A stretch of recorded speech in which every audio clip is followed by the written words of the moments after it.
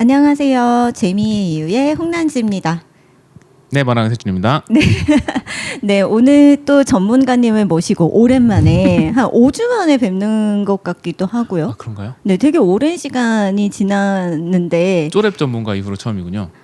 아니에요. 아닌가? 네, 여름방학 추천 네네네. 만화웹툰 그때 양석 작가님이랑 같이 나온 게 마지막이군요. 네네네 그때 뵙고 네, 굉장히 오랜만에 전문가님을 모셨습니다. 네. 네, 어떻게 잘 지내셨나요? 네, 반갑습니다.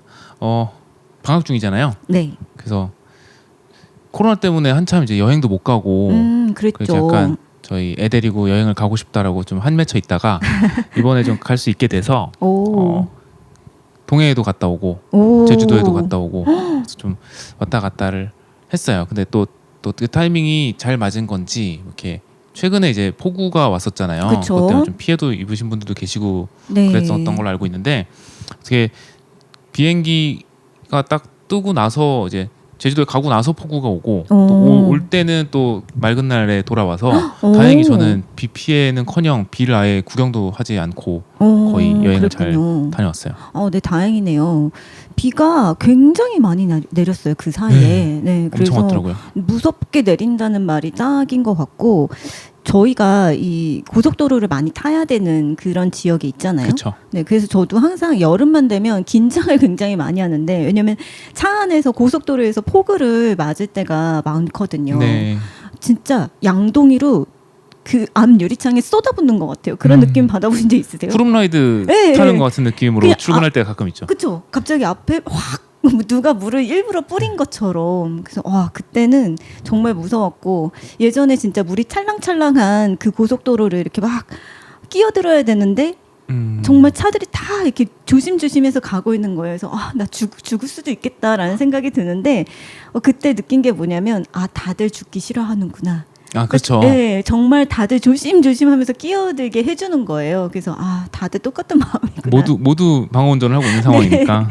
그래서 여러 가지를 그 비 오는 상황에서의 운전을 경험한 적이 있는데 이번엔 좀 더 아찔하더라고요. 네, 너무 무섭더라고요. 네, 그래서 근데 잘 피하셔서 네네네. 다행이셨네요. 네, 어떻게 지내셨나요? 저는 덕질을 하면서 잠을 요즘에 설치고 있는. 근데 사실 약간 또 덕질이라고 표현하신 게 네, 만화 쪽은 아닌 거잖아요. 그렇죠. 그러니까 만화 쪽이면 사실은 그거는 직업이시니까 직업 덕질러시니까. 그렇죠. 직업적으로도 막 봐야 될 게 있으면 밤을 새서 보기도 하는데. 아니 근데 이제 카톡으로 가끔 추천을 해주시잖아요. 요즘 요 작품 너무 재밌다 네네네. 이렇게 네. 보면은 정말 작품을 많이 보시는구나. 제가요. 라는 생각을 계속 하고 있어요. 양석 작가님이랑 모자라요. 저랑 계속 그 네. 얘기를 했었잖아요. 네네네. 진짜 많이 보신다고. 근데 그거 이외에도 또 네, 이외에도 진짜 어디 가서 말하기 너무 민망한 덕질을 왜요? 아니 그냥 좋더라고요. 너무 좋아갖고. 뭔지를 말씀해 주세요. 뭔지를. 이미 아실 것 같은데 제가 원래 크랄못인데 클래식을 잘 모르는데 네. 그 조성진 피아니스트의 그 손가락을 보면서 반해갖고. 그 손가락의 비주얼에. 네. 그 연주하는 거 보면 진짜 와. 제가 그래서 너무 빠져갖고 긴 손가락에인 거예요? 아니면 섬세한 손놀림에인 거예요? 둘 다. 섬섬옥수가 섬세하게 치는 네. 그 손놀림에. 너무나 유려하고 섬세하고 능숙하고. 그러면 절제미를 갖추면서 근데 감정은 다 실린 채로 강약 조절을 하는데 막 미치게 만드는 거죠. 음악을 듣다 보면 어떡하냐 막 이러면서 제가 알아요. 근데 그게 너무 좋고 아무튼 너무 좋아요. 그렇군요. 저도 잘 전혀 모르는데 네. 제 친구가 이제 음악 전공하는 친구가 있거든요. 피아노 하는 친구가 있는데 오. 그 친구가 그 얘기 하더라고요. 그 피아노를 잘 치는 사람들은 어떻게 누르느냐에 따라서 손가락을 세워서 누르느냐, 이렇게 때리듯이 치느냐에 따라서 당연히 소리가 다 달라서 그 부분에서 이제 되게 어떤 느낌을 내느냐가 많이 다른데 그 예를 들면은 작품을 예로 들긴 좀 그렇지만 그 피아니스트가 나오는 드라마들이 있잖아요. 네, 영화라든지 네, 그러니까 네. 주인공이 피아노를 치는 장면에 나오는 네. 경우들에 그 사람들이 이제 다 연습을 해가지고 치는 거잖아요. 근데 그쵸. 거기서 차이가 되게 많이 난다 그러더라고요. 오. 그러니까 저렇게 치면 같은 걸 누르고 있기는 한데 저렇게 치면 저 느낌의 소리가 안 나는데라고 치고 있대요. 어쩔 수 없죠, 사실은. 전문가시니까 그게 다 그런가 봐요. 보이시네요. 마치 이제 저희가 보면은 이렇게 그림 그리는 사람이 가끔 그쵸, 나올 그쵸. 때 뭐 아 저렇게 손목 움직이면 안 되는데 그런 뭐 그런 이런. 느낌으로 보이는 모양이더라고요. 네네. 그래서 아무래도 그 진짜 프로의 손놀림은 보면 아름답겠죠, 당연히. 너무 아름다워요. 아 이게 정말 프로 진짜 오브 프로잖아요. 네, 그냥 진짜 프로가 아니라. 그냥 세계 탑 클래스의 그냥 그런 느낌이라고 생각하시면 돼요. 김연아의 피겨 스케이팅을 계속 내가 빠져서 보고 있다. 월드 클래스니까. 네. 그런 느낌으로 계속 감상을 하고 있어요. 근데 조성진 피아니스트가 연주한 연주 음악을 통해서 계속 이제 클래식의 세계를 이렇게 하나씩 이렇게 불이 켜지는 거죠. 아, 라흐마니노프가 이렇게 아름다운 음악을 이 시기에 어떤 식의 감정을 가지고 어떤 삶을 살면서 만들었구나. 막 슈만이 아름답다고 했는데 슈만의 음악이 아름답다고 했는데 이거였구나. 왜 이렇게 사람들이 브람스를 좋아할까? 뭐 이러면서 그냥 그러면 음악을 듣기만 하는 게 아니라 이제 그 정보도 찾아보시면 찾아봐야죠. 그게 궁금하잖아요. 덕질의 맛이죠. 네네. 그렇죠. 너무 궁금하잖아요. 근데 한 가지 아껴두고 있는 게 있어요. 그 조성진 피아니스트의 인터뷰는 제가 잘 안 보려고 해요. 왜요? 너무 좋아서. 이렇게까지 가까이 가기에 너무 좋아서. 겁이 나는 거죠. 네. 심장이 안 좋아. 네. 그렇군요. 그 목소리를 듣고 너무 안 좋아요. 알겠습니다. 네. 아무튼 너무 좋으면 완전히 다가가긴 또 어렵죠. 그쵸. 그럴 수 그래서 있죠. 이제 거리를 좀 유지해서 저를 좀 워워 시켜야 되는 거예요. 그분은 너무 계속 신전 위에 계시도록 그쵸. 인간기를 끌어내리지 않고 끌어내리지 않고 오랫동안 좋아하려면 이렇게 서서히 이렇게 치는구나서부터 시작을 해서 이제 템포를 조절을 해야 된다고 느끼는 거죠. 그조차도 너무 교수님다워서 아니 제가 원래 너무 좋아하고 너무 또 쉽게 씻고 막 그게 되게 진폭이 커요. 너무 좋아. 너무 싫어. 뭐 이런 것들이 제가 인생을 살면서 너무 이게 진폭이 크다는 걸 알아서 사실은 저는 계속 인생의 숙제가 평정심을 유지하는 건데. 그래요? 네, 그래서 이렇게 덕질도 잘 안 하려고 하거든요. 그건 저랑 좀 비슷한 것 같아요. 그렇죠. 제가 게임 안 뭔지 하는 알겠죠? 이유랑도 비슷하고. 저도. 네, 뭔가 나는 분명히 중독이 될 테니까 라는 생각이 들어서 나는 일상생활에 분명히 지장이 될 거야. 있을 놈이니까. 네네네. 제가 담배를 안 피우는 이유도 그거고요. 술을 잘 안 마시는 이유도 비슷한 거거든요. 맞아요. 약간 저는 제가 중독이 잘 된 성격인 걸 알아서 될 수 있으면 발을 안 들이려고 하는 편이죠. 저도 그렇거든요. 그렇군요. 근데 빠져버려서 지금 템포를 조절하고 있어요. 그렇군요. 너무 좋아요. 근데 너무 되게 좋아요. 풍요로운 나날이네요. 진짜 행복하죠. 그러니까요. 네, 운전할 때도 너무 행복해요. 그리고 이 되게 음악 들을 수 있겠다 하고.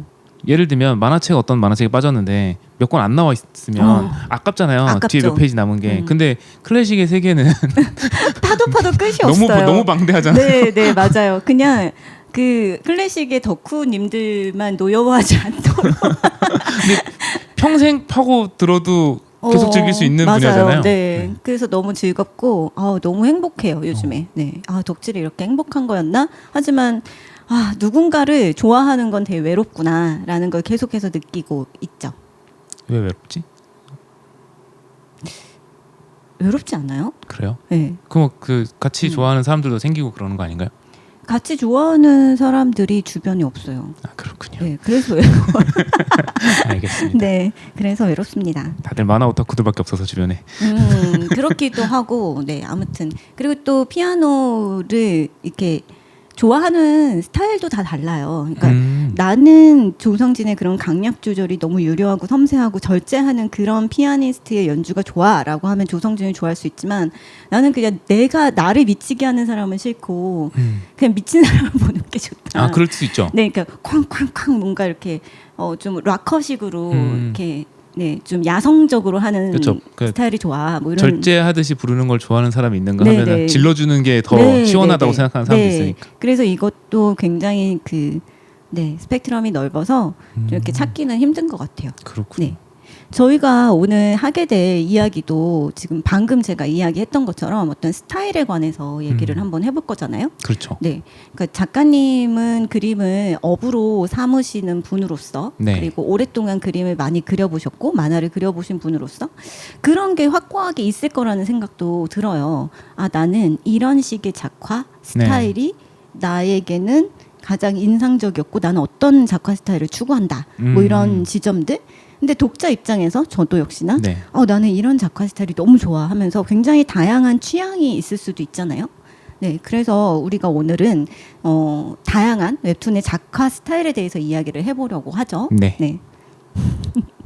네, 그래서 오늘 우선 이야기를 나누어 볼 것들은 굉장히 다양한 작화 스타일들을 작화 스타일 중에서 우리가 그냥 취향이 이거예요라고만 얘기하기에는 조금 말하기가 좀 어려운 부분도 있어서 스타일에 대해서 어떻게 우리가 좀 바라볼 수 있을까, 자신의 스타일을 가지고 싶은 지망생들은 어떻게 연습을 하는 게 좋을까까지도 이야기를 해보려고 하는데 스타일이라고 하는 것을 사전적 의미로 찾아보면 뭐 방식, 양식, 네, 어떠한 눈에 보이는 형태, 뭐 품격, 우아함 이런 것까지도 다 함의를 하고 있더라고요. 네.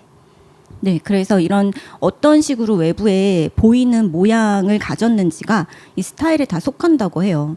그럼 만화에서의 스타일은 우리가 그래서 자연스럽게 시각적으로 보이는 이미지들, 네, 그런 것들을 스타일이라고 볼 수 있을 텐데, 근데 만화는요 시각적인 이미지가 그냥 단순히 그림만 있진 않잖아요. 그렇죠. 그렇죠? 네. 어떤 것들이 눈에 잘 띄나요?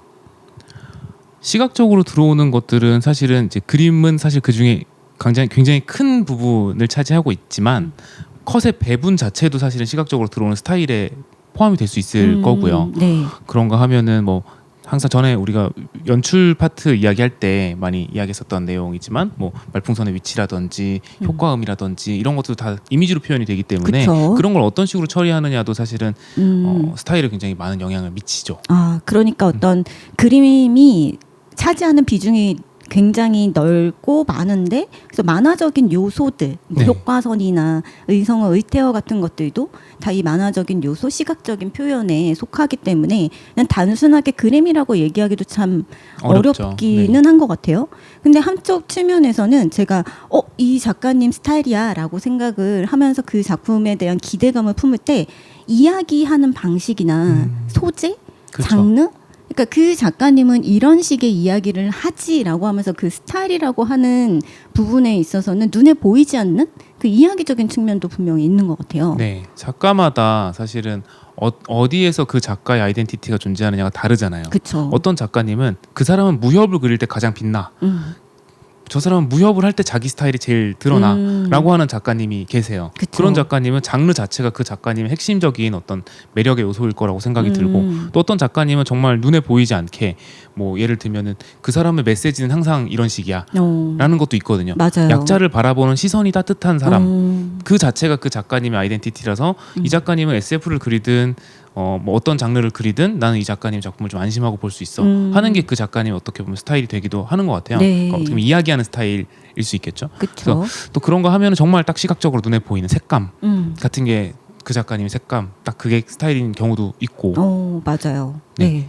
제가 참 이제 학생들을 많이 가르치잖아요. 근데 그쵸. 학생들 중에 이 친구 정말 스타일이 명확하구나라고 생각했던 친구가 하나 있었는데 어떤 경우였냐면 그 멜마라고 저 이제 청강대 학생들이나 계시는 분들 다들 아시는 근처에 카페잖아요. 네. 거기 가면 저희 과 학생들이 굉장히 과제를 많이 하고 있잖아요. 네. 작업을 많이 하고 있는데 어느 날 제가 커피를 사러 갔다가 저 멀리 제 뒤통수만 보이는데 제가 가르친 학생인 것 같아요. 제가 담당한 학생인 것 같은데 얼굴이 안 보여서 그 친구 맞나 하고 있었는데 이렇게 노트북 화면이 보이는데 그림을 그리고 있었어요. 네네. 멀리서 보이는데 컬러감만 보고 그 친구인지 알았어요. 우와. 이런 경우는 그 친구의 작품을 알아볼 수 있는 핵심적인 요소가 컬러인 거죠. 그렇죠. 그래서 그 친구가 굉장히 민트색이랑 빨간색의 대비를 굉장히 강하게 쓰는 친구라서 딱 봤는데 그 두 색깔이 너무 강하게 보이는 거예요. 그래서 그 친구 맞구나 해가지고 제가 가서 말 건 적이 있어요. 우와, 신기하네요. 네, 이거는 굉장히 일찍 자기 스타일을 잡아놓은 거라고 그렇네요. 생각해요. 색감으로서. 근데 우리가 오늘 이야기할 스타일은 눈에 보이지 않는 이야기의 영역보다는 눈에 네네. 좀 보이는 어떤 시각적으로 이미지화되는 부분에 대해서 이야기를 나눌 건데, 지금 양세준 작가님께서 미리 말씀하신 것처럼 어떤 색감으로서 자기의 정체성을, 작가의 정체성을, 스타일을 보여주는 경우도 있는데, 사실은 그 작화에 있어서 이 작가만의 어떤 스타일이야라는 것을 작화만 보고 알아차릴 수 있을 만한 거는 색감도 있지만 선도 굉장히 중요한 것 같거든요. 네, 특히나 이제 만화의 역사를 살펴보면은 사실은 그 인쇄술의 역사가 그쵸. 굉장히 중요한 요소잖아요. 네네. 지금 이제 디지털로 서비스되는 게 굉장히 일반적이지만 그 직전까지만 하더라도 이거 사실 얼마 안 된 일이고 네. 그 직전까지만 해도 만화는 원래 출판 매체라는 것이 굉장히 강하게 작용하는 매체인데 그러다 보니까 출판될 때 가장 깔끔하게 나올 수 있는 스타일 네. 그게 만화의 표준 스타일이 되어 있었고 네. 그게 아무래도 흑백이 정확하게 나뉘는 펜선으로 이루어진 거였었잖아요. 그래서 그쵸. 그 펜선을 어떻게 다루느냐가 사실은 작가의 아이덴티티를 결정하는 굉장히 중요한 요소였었고 특히나 이제 동아시아에서는 일본이나 우리나라나 흑백으로 만화를 찍어내는 게 가장 일반적이었다 보니까 컬러가 배제된 상태에서는 특히나 더더욱 선이 어떻게 쓰이는가가 굉장히 중요한 요소였던 것 같아요. 데포르메도 물론 되게 중요한데 네. 데포르메는 어느 정도는 장르별로 조금 구축이 되어 있다는 생각이 그쵸. 들거든요. 네. 요런 그림체는 명랑 만화에 쓰이지 어. 요런 데포르메는 극화에서 쓰이지 요런 데포르메가 이른바 우리가 순정 만화라고 부르는 순정 체지 하는 게 있는데 그 안에서도 작가들마다 선 쓰는 게 굉장히 다르다 보니까 그쵸. 네. 그 같은 극화 작가라고 하더라도 누구는 굉장히 겹선을 잘 쓰고 누구는 굉장히 터프하게 먹을 써버리는 스타일이 있고 그래서 거기서 많이 나뉘는 게 전통적으로 있었다면 최근에 이제 디지털로 오면서부터는 우리도 컬러로 서비스하는 게 일반적으로 되다 보니까 지금은 약간 예전만큼은 선보다는 선에 그렇게 모든 그 스타일의 중요한 요소들이 많이 들어가 있지는 않은 것 같아요. 조금은 중요도가 컬러로 많이 배분된 것 같은 느낌이 네. 들긴 하는데 그 전까지는 확실히 선이 가장 중요한 요소였었죠. 그렇죠. 말씀하신 대로 흑백으로 표현을 하는 데 있어서 색감이 드러나기는 어려우니까 네. 그리고 또 뭔가 그 선 작업 이외의 다른 후반 작업보다는 선에서 우선은 명암이나 네. 이런 중요한 뭐 색감 같은 것들을 다 미리 선정을 하고 설정을 하고 들어갔던 것 같거든요. 그러니까 제가 만화를 배우던 시절에 펜선을 사용할 때 그냥 일률적으로 펜선을 쓰지 말라고 그 배웠었어요. 네네. 그러니까 뭐 사람의 얼굴 윤곽을 이렇게 그릴 때에도 이렇게 들어가는 부분은 조금 더 굵은 선으로 이렇게 표현을 하고 나와서 빛이 많이 보이는 선들은 조금 얇게 네. 표현을 하면서 이게 강약 조절을 굉장히 중요시 여기는 네. 그런 펜선을 사용하라고 배웠었는데 사실 요즘에는 다 그게 면적으로 어떤 그 명암을 채색으로 줄 수 있으니까 네. 그렇게까지 안 해도 되지 않나라는 생각도 지금은 들기도 선의 하고요. 강약을 다루는 방식이 예전에 많이 달라졌죠. 음. 예전에는 지금 말씀하신 것처럼 꺾이는 부분 혹은 빛이 들어오는 부분에 대한 차이도 있고 외곽선과 내부선의 차이도 있고 그 선의 두께를 어떻게 능숙하게 다룰 수 있느냐가 굉장히 작가의 내공 같은 그런 식으로 받아들여졌다면 물론 네. 지금도 그걸 잘 쓰시는 작가님들이 분명히 계십니다만 네네. 지금은 이제 그게 필수 요소라기보다는 컬러를 사용하기 위해서는 선을 일부러 조금 단조롭게 쓰시는 경우도 되게 많고 내부의 명암으로 들어가는 선은 일부러 좀 줄이는 경우들도 많고 조금 분위기가 많이 달라지는 것 같기는 해요. 그렇죠. 네. 그리고 디지털로 가면서 닫힌 선도 굉장히 많이 쓰지 않아요? 그렇게 됐죠. 그쵸? 저도 그런데요.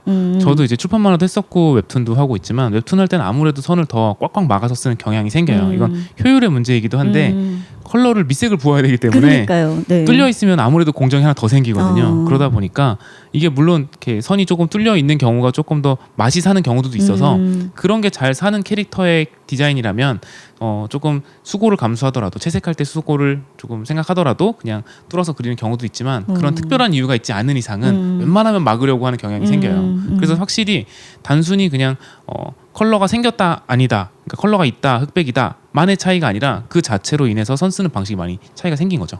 어떤 툴을 주로 쓰느냐 그리고 그것도 어떠한 매체에서 보이느냐 네. 등등에 따라서 굉장히 그 중요하게 여기는 작화의 그 부분들이 굉장히 달라지는 거네요. 네네. 그래서 사실은 밑색 어시 같은 걸 하실 생각이시라면 네. 작가님의 펜선 스타일을 굉장히 잘 보셔야 돼요.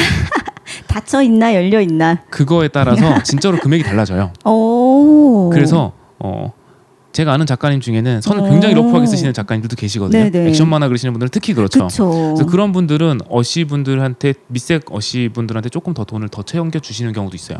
왜냐면 내가 이 어시라도 같은 금액 받고 나랑 일 안 할 것 같아라는 생각이 드는 거죠. 그쵸. 깔끔하게 그리시는 분들도 계시거든요. 굉장히 많으시거든요. 그래서 그것도 밑색을 붓는 일을 따로 한다면 그 입장에서는 그 공정에 들어가는 시간의 차이가 굉장히 커지기 때문에 그쵸. 그런 스타일도 그러니까 지금 고려하실 필요가 있어요. 그래서 지금 말씀드리면서 약간 힌트가 나온 건데 스타일이라는 거가 구축되는 과정에는 사실은 공정이 어떻게 쓰이느냐가 되게 중요하고 거기에는 어떻게 보면은 효율에 대한 부분도 분명히 많이 작용을 하는 것 같아요. 아, 그쵸, 그쵸. 지금 굉장히 중요한 말씀을 하셨는데 요즘에 그 작화의 스타일을 가지고 싶다라고 하는 것들은 그런 지망생들의 의견들은 요즘만의 그런 욕구는 아니고 계속해서 작가라면 누구나 자기만의 스타일을 갖기를 원하는데 지금은 더 효율이 중요해진 때이기는 한 것 같아요. 그렇죠. 네. 왜냐면은 지금이 이제 그 정말 한국 만화 역사상 가장 시장이 커지는 상태이기도 하지만 또 다른 의미로는 작업량이 가장 많이 요구되는 시기이기도 해요. 그러니까 그쵸, 그쵸. 출판 만화 시절에는 예를 들면 주간 연재라고 한다면 16페이지 정도를 기준으로 연재가 됐었는데 지금은 이제 한 회당 주간 연재 기준으로 한 70에서 80컷 정도를 많이 그리거든요. 그쵸. 극화하시는 분들은. 네. 근데 그러면은 양이 비슷하다고 치더라도 거기다가 풀컬러로 들어가야 되기 때문에 맞아요. 아무래도 품이 더 들어가는 건 네. 사실이거든요. 물론 단순 비교는 어렵습니다만 네네. 그땐 대부분 수작업이었고 지금은 컴퓨터 작업이기도 하니까. 그래서 좀 단순 비교는 어렵긴 하지만 어쨌거나 그 차이가 분명히 있고 더군다나 출판 만화 시절에는 출판 만화 시절이란 말은 좀 웃기긴 하네요. 출판 지금도 있으니까. 근데 출판 만화만 있던 시절에는 잡지의 연재 주기가 다양했잖아요. 그쵸. 주간지도 있고 월간지도 있고 그쵸. 격주간지도 네. 있고 심지어는 개간지도 가끔은 있었거든요. 우리나라에서도 있었죠. 네. 그래서 그런 경우들에는 작가 스타일에 맞춰서 나는 주간 연재는 힘들어. 내 스타일에는 나는 굉장히 좀 밀도 높게 그리는 스타일이니까 나는 적어도 격주간 이상은 돼야지 연재를 할 수 있어를 선택할 수 있었어요. 그쵸. 그런가 하면 나는 작업 속도가 좀 빠르고 독자들이랑 더 많이 만나는 게 더 잘 맞는 장르야 하면은 주간 연재를 하는 거죠. 그랬는데 지금은 사실상 주간 연재밖에 없어요. 맞아요. 뭐 물론 플랫폼에 네. 따라서는 10일 연재가 가능한 곳도 있고 뭐 월간 연재를 시도한 곳도 있었고 하긴 합니다만 굉장히 소수고 사실은 절대 다수가 95% 이상이 99%라고 해도 될 것 같은데 맞아요. 네. 주간 연재를 하고 있기 때문에 주간 연재를 기반으로 풀컬러로 작업을 해야 되는 것이 이제 일반적이다 보니까 이제 작가들의 이제 혹사에 대한 이야기도 항상 많이 나오잖아요. 그럼요. 그러다 보니까 더더욱 이제 작업 공정에서 효율을 챙길 수밖에 없는 거죠. 그리고 그 효율을 챙기는 것이 단순히 작업의 퀄리티를 떨어뜨리는 일이라고 받아들이시면 안 되는 게 전에도 잠깐 웹툰 연출 얘기할 때 잠깐 나왔었던 얘기인 것 같긴 합니다만 내가 예를 들면 컬러에서 시간을 조금 적게 쓰는 스타일을 구축했다면 그거를 다른 데다가 더 쓸 수 있어요. 예를 들면 연출에서 더 시간을 더 쓸 수도 있고 혹은 뭐 스토리 정비를 하는데 더 쓸 수도 있고 그래서 사실은 작가라는 족속들은 사실 어느 공정에서 시간이 준다고 해서 쉬는 시간이 늘어나는 사람들이 아니에요. 대부분의 경우가 심지어는 어시를 한 명 더 써도 쉬는 시간이 늘어나지 않아요. 완성도만 올라가죠. 아, 그쵸. 그런 경우들이 많거든요. 그러다 보니까 사실은 이제 효율을 생각해라라는 것이 쉬는 시간을 늘리는 개념으로 쓰이는 것도 굉장히 중요하긴 합니다만 사실은 그것이 어떻게 보면은 내가 더 중요하다고 생각하는 요소에다가 시간을 쓸 수 있는 방법이기도 하기 때문에 혹시나 이제 이 얘기를 굉장히 강조하는 이유가 가끔 학생들 중에도 효율을 신경 써서 작화 스타일을 구축하는 게 필요해라는 이야기를 들으면 왜 이렇게 작화 욕심 부리고 싶은데 왜 저런 식으로만 말씀하시지라고 생각하는 경우도 가끔 있는데 어느 공정에서 시간을 빼서 다른 공정에다 넣는 것도 작가의 스타일을 만드는 중요한 과정이기 때문에 그럼요. 그것도 한번 고려해 보실 만하다라는 생각을 합니다. 아, 네. 그리고 굉장히 그 효율이 중요하다는 말씀을 해주시면서 작가의 어떤 시간 배분에 대해서도 많이 생각을 해주셨고 시스템에 관해서 얘기를 해주셨는데 굉장히 경쟁이 과도하긴 하잖아요. 네. 사실 그 한 20년 전에 저희 만화 시장에 작가님들의 풀이 그렇게 다양하진 않았던 것 같아요. 이렇게 작가님들이 많이 활동하고 계신 것도 단군일의 최초의 현상이 아닐까라는 생각이 들고 작품 수도 그만큼 많이 늘었고 그럼요. 그리고 뭐 스튜디오 체제 안에서 작업을 하시는 분들 하지만 또 1인 창작자들도 물론 있고 근데 여기서 어떤 식으로 경쟁의 우위를 점할 수 있을까를 작화의 완성도만 따지다 보면 당연히 협업을 하는 시스템 안에서 나온 작품을 그 완성도 면에서는 따라가기가 힘들잖아요. 어렵죠. 네. 그러니까 뭐 물론 이제 경우에 따라 다르긴 합니다만 요즘은 이제 스튜디오 작업이 워낙에 보편화가 되어 있잖아요. 네. 그래서 웹소설을 원작으로 웹툰을 만드는 스튜디오들이 굉장히 많아지다 보니까 그런 경우에는 저희도 이제 학생 지도하면서 그 학생들을 이제 그 진로 지도를 하면서 많이 느끼게 되는데 특히 오늘 방금 단톡방에 이제 저희 전임 교수님 중에 한 분이 그 웹툰으로 나갈 수 있는 아, 진로들을 네네네. 정리해서 올려주셨는데 굉장히 많잖아요. 네. 아 진짜 많구나라는 생각을 방금도 했었는데 이제 뭐 콘티 작가, 각색 작가 또 뭐 스토리 작가는 당연히 그동안도 있었던 거지만 뭐 채색 작가, 배경 작가 이렇게 다 나뉘어서 지금은 직군이 굉장히 분화되고 있는 분위기인데 그렇죠. 그러다 네. 보니까 채색 팀이 따로 운영되고 있기도 하고 맞아요. 그러다 보니까 그곳에서 만들어지는 방식은 아무래도 개인 작가가 스토리부터 작화까지 모두 완성하는 작가 입장에서 퀄리티로 그런 팀에서 나온 작품이랑 이렇게 승부를 한다라는 건 아무래도 조금 어려워요. 그 정말 약간 제살 깎아먹기 같은 경우들이 좀 생겨서 그렇다고 해서 그러면 작화는 포기하고 스토리라만 승부할까요? 라고 한다면 그거는 그렇게 할 수 있는 작가도 있긴 하겠죠. 그렇죠. 근데 그게 아니라면 저는 개인적으로는 스타일에 대해서 고민을 해야 되는 이유 중에는 그것도 되게 크다고 생각해요. 그러니까 스튜디오 작품들이랑 어떻게 보면은 만화가 물론 경쟁으로만 설명할 수 있는 건 아니지만 문화니까 하지만 어쨌든 이렇게 작품이 많다 보니까 그 안에서 눈에 띄고 그 안에서 독자들의 시선을 끌기 위해서는 스튜디오 작품과는 차별화된 내 만화의 장점이 분명히 존재해야 되고 특히나 이제 만화는 시각 매체이기 때문에 시각적으로 저쪽 작품들이랑은 다른 어떤 매력을 보여줄 수 있어야 되는데 그런 부분에서 스타일에 대한 고민이 필요하지 않나라는 생각을 하고 있습니다. 네. 이렇게 저희가 작화 스타일만 가지고도 왜 스타일이 중요한지 그리고 어떤 식의 스타일이라고 볼 수 있는지에 대해서만도 이제 오랫동안 이야기를 나누었어요. 그러니까 오늘 이야기하는 부분이 만화에서 웹툰에서 작화에 대한 부분이긴 한데 여기서 작화를 얼마나 잘 그리느냐 못 그리느냐라는 어떤 기준으로 저희는 이야기를 하지를 않을 거고 어떤 식의 작화 스타일이 나를 매력적으로 그 작품에 빠져들게 매력적으로 느끼게 만들었고 그 작품에 빠져들게 만들었는지 네. 네, 그 스타일에 대해서 좀 다양한 어떤 방식에 대해서 이야기를 해볼 텐데 그러면 양세준 작가님부터 네. 매력적인 작화 스타일 때문에 나는 그 작품에 빠져들었다라고 네. 하는 그 작품을 좀 소개해 주실까요? 지금 먼저 말씀드릴 작품은 어떻게 보면 약간 반대일 수도 있는데 제 입장에서는 약간 처음에는 의아했었던 그런데 결과적으로 봤을 때는 이렇게 스타일을 잡길 참 잘한 작품이구나라고 느꼈던 작품인데요. 네. 지금 굉장히 핫한 작품이죠. 네. 네이버 웹툰에서 연재 중인 화산귀환이라는 네. 작품인데 이제 이 작품은 무협 작품이고 그리고 웹소설을 원작으로 웹툰화가 된 작품이고 그리고 그렇죠. 리코에서 만들었고 그렇죠. 네이버 웹툰의 자회사인 네. 스튜디오 리코에서 만들어진 작품인데요. 어떤 점에서 되게 독특하다고 생각을 했었냐면 요거는 저뿐만이 아니라 최근에 저희 동료 작가님들이랑 이야기할 때도 같이 나왔었던 이야기였는데 네. 굉장히 트렌디하다라고 느꼈어요. 작화 스타일이요. 네네. 네. 근데 트렌디하다라고 하면 그래 요즘 성공한 작품이니까 당연히 트렌디하겠지라고 받아들이시겠지만 이 장르가 무협이라는 게 독특한 지점일 수 있는데 그쵸. 무협이라는 장르는 굉장히 오래된 인기 장르잖아요. 네. 그리고 80년대에도 인기가 많았었고 90년대에도 인기가 많았었고 지금도 또 인기가 많은 장르인데 맥락이 조금씩은 다르다고 생각이 들기도 하고 독자층이 계속 변화해 온 거잖아요. 그쵸. 근데 사실 지금 제가 80년대도 인기가 많았고 90년대도 인기가 많았고 지금도 인기가 많아요라고 했지만 그 사이에 비는 기간이 있잖아요. 있죠. 그 네. 구간에는 잠깐 무협이라고 하면 약간 아저씨 장르처럼 받아들이던 시기가 맞아요. 있어요. 네, 그랬어요. 그거 출판 만화 예전에 그 만화방에서 나 인기 많았던 장르 아니야?라고 생각하시던 시기가 있었거든요. 그쵸. 근데 지금은 또 굉장히 인기가 많은 장르예요. 네. 약간 작가님 사이에서 그런 얘기도 나왔었어요. 무협 불패라는 얘기도 나왔었어요.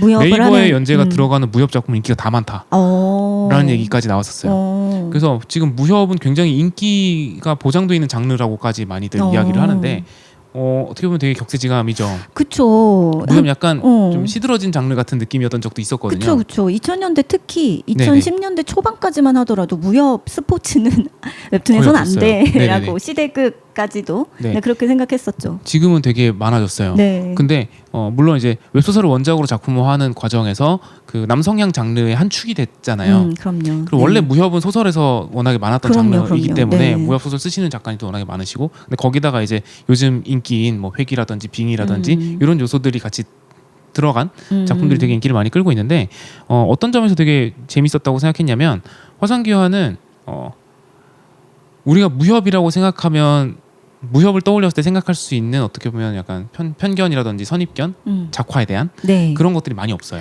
그러니까 약간 선이 강하고 네. 붓질도 엄청 많이 좀 하고 아까 저희가 얘기했듯이 빛이 나는 부분에서는 선을 가늘게 혹은 좀 선이 닫히지 않고 열려 있고 뭐 이런 식으로 펜선보다도 더 그 어떻게 펜선 자체가 워낙에 그 G펜 같은 경우에 그 피랍에 굉장히 그쵸. 강하게 반응하는 펜이잖아요. 네. 보통 이제 남성향 극화에는 보통 그런 G펜으로 선을 많이 사용한, 사용했었는데 네. 심지어 무협은 거기다 붓까지 사용했었거든요. 그쵸. 보통은. 그래서 맞아요. 붓은 훨씬 더 심하잖아요. 그래서 강약이 굉장히 강하게 들어가는 선 그리고 먹 그런 식으로 해서 좀 더 이렇게 과격해 보이고 그쵸, 터프해 그쵸. 보이고 그리고 동양적이고 전통적이어 보이는 그림체 배경에다가도 일부러 산수화 같은 깎아지는 맞아요. 절벽 같은 걸 네. 그리고 이런 식의 문법이 있었단 말이에요. 그런데 이 문법에서 완전히 벗어나서 되게 소년 만화적인 네네네. 네, 소년 그 판타지 액션 네. 만화 같은 작화에다가 그리고 주인공 캐릭터도 그렇고 그리고 이제 그 표정이나 이런 묘사들도 되게 장난스러워요. 그래서 가벼운 묘사들도 되게 많이 들어갔고 네네. 그래서 그동안 우리가 무협이라고 생각하면 가지고 있었던 약간 981방이 나오고 막 그 엄청 이렇게 하드한 세계관 네네네. 꽉 막혀 있는 세계관 사실은 공유 세계관의 원조격이기도 하거든요. 그쵸. 그래서 저작권이 없는 세계관이잖아요. 근데 그럼요. 이제 그거에서 많이 벗어나서 되게 트렌디하게 많이 변해왔다. 장르적인 규칙을 약간 탈피해서 지금에 되게 잘 맞는 문법을 구사하고 있다라는 생각이 들었어요. 그래서 네. 무협에 갇히는 게 아니라 오히려 지금의 독자들에 더 집중했다라는 생각이 드는 작화 스타일이더라고요. 그래서 거기에 대한 이야기를 작가님들끼리도 되게 많이 했었어요. 물론 화산귀환이 지금만큼 성공한 거에는 작화 스타일만으로 설명할 수는 없겠죠. 원작 작품도 워낙에 인기가 많은 작품이었고 네. 여러 가지 이유가 있습니다만 근데 그런 부분들도 굉장히 크게 작용하지 않았나라는 생각이 들더라고요. 그럴 것 같아요. 그러니까 화산귀환이라고 하면 그 제목에서부터 약간 다가오는 그 무협의 기운, 네. 그런 고수 같은 작품들도 좀 그런 부분이 있었잖아요. 그래서 신규 독자들이 진입을 할 때 나는 저 장르를 별로 즐기지 않는데라고 하면 아예 클릭을 안 할 텐데 썸네일 자체에서 주는 그 경쾌한 기분이 있어요. 맞아요. 네, 색감도 그렇고 그리고 그 캐릭터의 어떤 작화 스타일도 그렇고 그래서 이거 뭐지? 뭔가 트렌디한 건데 제목만 좀 진지한가?라고 해서 한 번쯤은 클릭해 볼 만한. 그러니까요. 네. 들어가서 보면 내가 무협을 몰라도 이 장르는 이만한 볼 수 있겠구나라고 생각이 들게 만들어주는. 네네. 그래서 되게 문턱을 많이 낮춰주고 그리고 기존의 무협 독자층보다 더 낮은 연령대의 독자층까지도 끌어안을 수 있는 그래서 메가히트작이 된 것이 아닌가. 왜냐하면 기존의 무협을 보던 작가인 독자들은 보겠죠. 그림체랑 상관없이 그게 거부감이 생기는 그림체는 전혀 아니기 때문에 맞아요. 대중적인 그림체이기 때문에 이만한 되게 트렌디한 무협이네라고 생각하고 볼 거고 근데 요즘 독자들도 볼 수 있으니까 폭이 확 넓어졌던 것 같아요. 네, 그래서 화산귀환의 어떤 정통적인 무협 작화 스타일을 탈피한 그런 작화 스타일이 요즘에 좀 눈에 많이 띄었다라고 말씀을 해주시는 거고. 그리고 그 생각도 났었어요. 90년대에 그 박성우 작가님의 천랑결전이 처음 나왔을 때도 같은 분위기였거든요. 네, 열혈광호도 비슷했던 것 맞아요. 같고. 그러니까 지금 우리가 열혈광호의 양지연 선생님이라든지 혹은 이제 뭐 지금 고수로 워낙 유명하신 또 용비불패의 문정호 선생님이라든지 천랑결전의 박성우 선생님이라든지 그러니까 잡지에서 연재됐었던 무협 만화들 있잖아요. 근데 그 전 세대는 사실 만화방 대본소에서 연재했던 작품들이 되게 많았거든요. 근데 잡지에서 실렸던 작품들이 기존의 무협 만화들, 그러니까 80년대 무협 만화들이랑 또 많이 차이가 있었다고 생각을 해요. 맞아요. 여기서는 981방 같은 거에 대해서도 많이 안 다뤘었고 맞아. 열혈광호도 거의 정파와 사파 정도로만 나눠놓고 시작을 했었죠. 그래서 무협에 대한 그런 뭔가 지식이 없더라도 접근할 수 있도록 만들어줬고 그리고 열혈광호나 용비불패의 주인공들은 굉장히 가벼운 성격이에요. 맞아요. 그래서 적어도 처음에는 그래서 접근하기가 쉽게 만들어져 있었고 그 당시 기준에서 굉장히 트렌디한 맞아요. 그림체도 그랬던 것 같아요. 네. 그래서 그 시기가 한 번 더 온 것 같다라는 생각도 들었어요. 그렇네요. 약간 무협이 한 거풀을 벗고 다음 그 세대를 향해서 손짓을 하는 작품으로 되게 어떻게 보면 좀 기념비적인 작품이 아닌가라는 생각이 들어서 화산귀환 특히 화산귀환은 아까 잠깐 나왔었지만 네이버 웹툰의 자회사인 리코에서 나온 작품이잖아요. 그래서 요즘 웹툰 연출 어떻게 해야 되지? 라고 고민되시는 분들은 저는 리코 작품 보라고 말씀드리고 있거든요. 왜냐하면 우리나라에서 제일 잘 나가는 웹툰 플랫폼을 가지고 있는 회사 내에서만 나온 작품이에요. 그러니까 그 플랫폼을 가장 잘 이해하고 만들어진 작품이라고 저는 생각을 해요. 그래서 폰트 크기는 이런 식으로 하는구나. 컷 간격은 요즘 이렇게 하는구나. 요즘은 출판 만화랑 어떤 식으로 연출이 다르지? 같은 거 고민되시면 저는 리코 작품들 좀 찾아서 보시는 것도 괜찮은 방법인 것 같아요. 네, 좋은 팁도 말씀해 주셨어요. 네. 그리고 두 번째로 눈여겨보시는 그런 작화 스타일 어떤 건가요? 요거는 좀 정반대인데요. 네.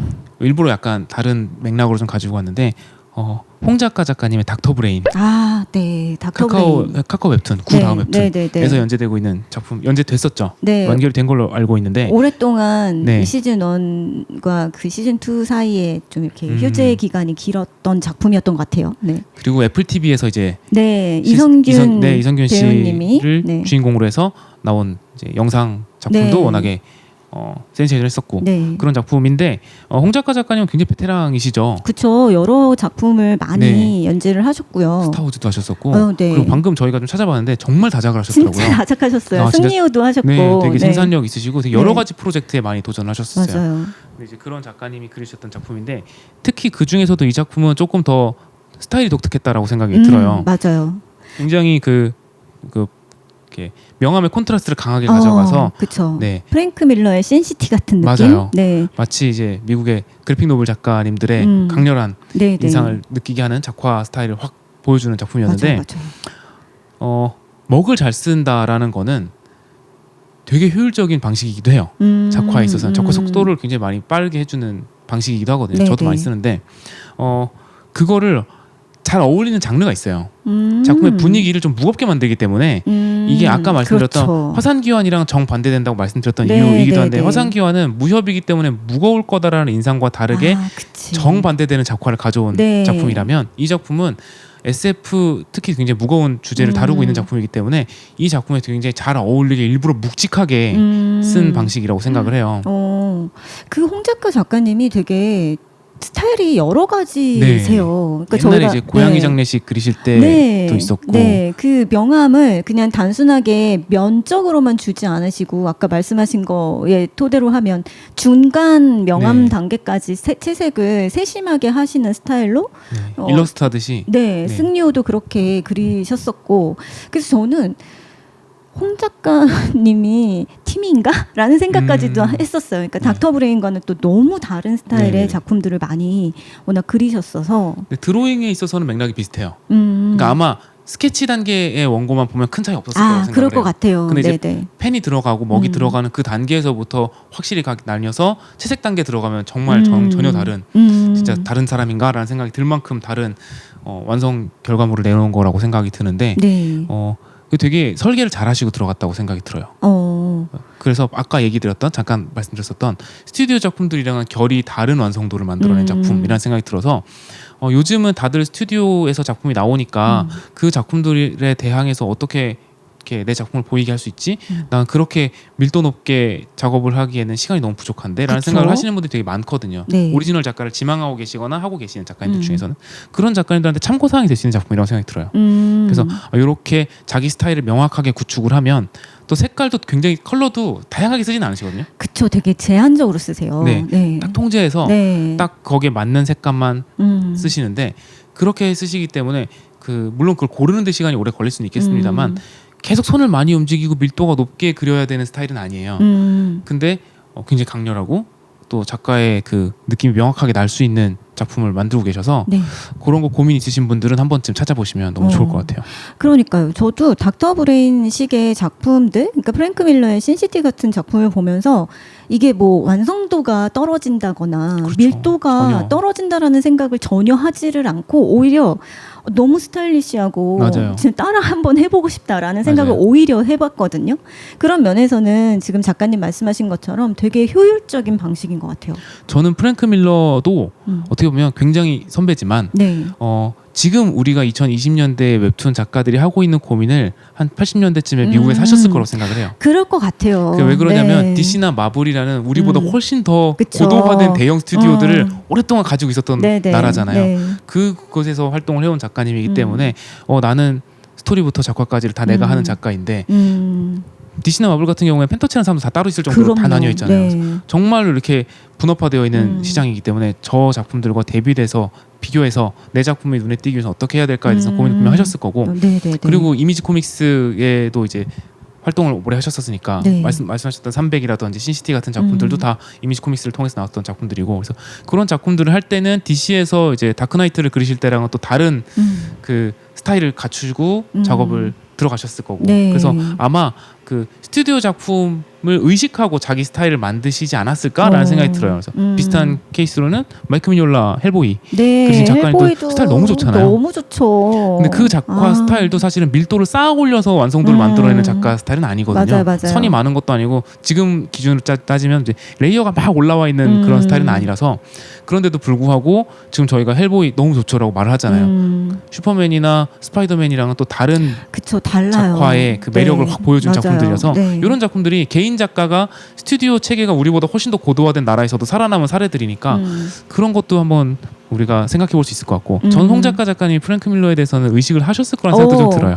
예측입니다만. 아니, 네, 의식을 안 할 수가 없는 게 누구나 한 번 보면 다들 이렇게 그려보고 싶어라는 생각하지 않을까요? 그렇죠. 굉장히 스타일리시해요. 맞아요. 네, 그 정말 그냥 딱 흑백이거든요. 중간 톤 없이.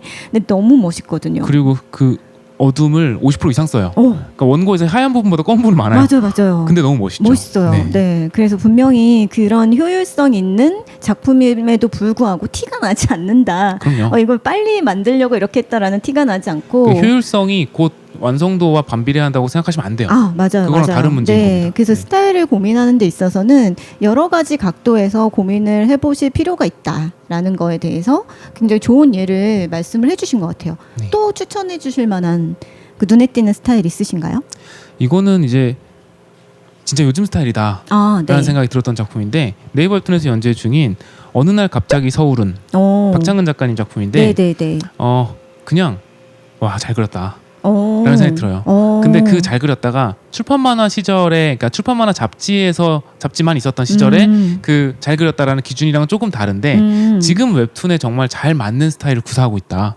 그러면서도 완성도가 굉장히 높은 작품을 만들고 있다는 생각이 드는 작품이에요. 그래서 네. 한번 좀 찾아보셨으면 좋겠는데 요즘 트렌디한 작품은 어떤가에 대해서 한번 고민해 보신다면 한번 보실 만한 작품이라고 생각이 들어요. 그리고 어떤 생각을 했었냐면 한동안은요 웹툰에서는 가독성이 굉장히 중요하기 때문에 밀도를 낮춰야 된다라는 얘기들이 많이 나왔었어요. 그쵸.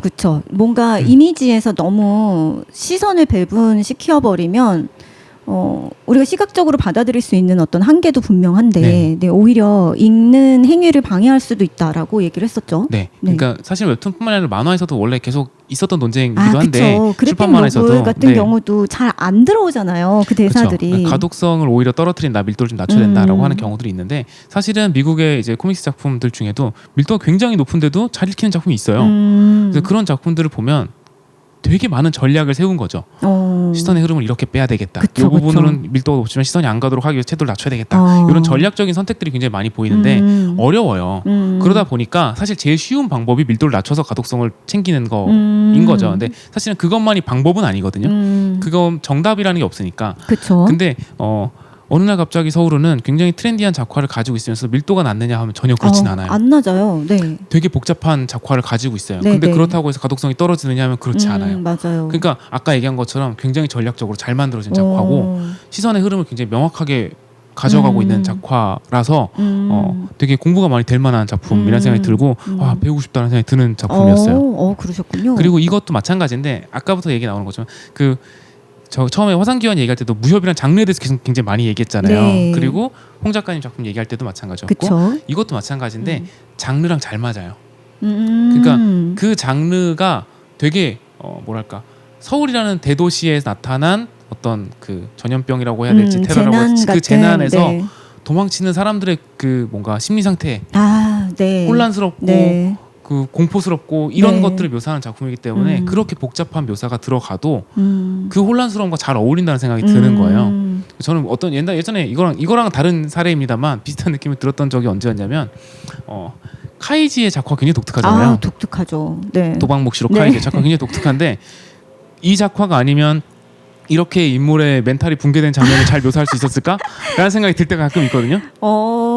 오히려 유려하게 그리지 않기 때문에 더 확 올 때가 있어요. 그런가요? 그런가 하면 진격의 거인 작화도 그쵸. 유려하다고 보긴 어려워요. 보긴 어렵죠. 근데 무서워요. 무서워. 기괴해요. 네, 그 기괴해요. 네. 인체가 나갔기 때문에 기괴한 걸까라는 생각이 들 정도일 때도 가끔 있는데, 그쵸. 근데 정형화된 예쁜 그림체가 아니기 때문에 더 그 작품이랑 잘 맞는다는 생각이 들 때가 있거든요. 저도 그런 생각 해본 작가가 기생수 맞아요. 같은 기생수도 경우도 네네. 기묘하잖아요. 기생수가 최근에 애니메이션이 다시 만들어지면서 작화가 바뀌었거든요. 네. 저는 그 느낌 안 좋아. 모르겠습니다. 네. 지금 옛날 사람이라서 그런지는 모르겠는데 저도. 기존의 원작에 그 미묘한 미화감이 있어요. 야, 맞아요. 그 공포스러운 그냥 웃는 장면을 그래도 왠지 무서운데 라는 생각이 드는 그 눈빛, 네. 네. 아, 그게 있는데 그 작가님이 낼 수 있는 그 느낌이 있거든요. 맞아요. 그래서 그런 네. 느낌들이 저는 작화를 잘했다 못했다 우리가 그게 중요한 건 아니다라고 말씀을 했잖아요. 네, 그러니까 네. 잘 맞는 게 되게 중요한데 어. 이 작품 물론 잘 그리기도 했습니다만 어느 날 갑자기 서울은 그 장르에 굉장히 잘 맞는 그 혼란스러움을 너무 잘 묘사해주고 있어서